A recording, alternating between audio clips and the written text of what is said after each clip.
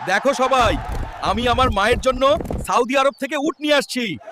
Hulk, আমার ইচ্ছা করতেছে উটের মাংস দিয়ে ভাত খাইতে। তুই আমার ইচ্ছাটা পূরণ করবি? ঠিক আছে মা, আমি উটের মাংস নিয়ে আসতেছি। চাচা, আমার মায়ের জন্য ভালো দেখে উটের মাংস দাও। হাল্ক, এখানে তো উটের মাংস আমরা বিক্রি করি না। চাচা, তাহলে উটের মাংস কোথায় পাবো? বাংলাদেশে কথা উটের মাংস পাবি না হাল্ক, শুধু পাবি সৌদি আরবে। এই হালকা আবার সাউদি যাবে নাকি? না, যেখান থেকে হোক আমার মায়ের জন্য উটের মাংস নিয়ে আসব। আমার মায়ের আশা আমি পূরণ করব। কিরে হালকা, বাইক বিক্রি করলি কেন? চাচা, আমি সৌদি আরব যাব মায়ের জন্য উটের মাংস আনতে। মা, আমি যাই। হো, তোমার জন্য উটের মাংস আনবই। ভাই, একটা উট বিক্রি করবা? আমার মায়ের জন্য লাগবে। তোমার মায়ের জন্য?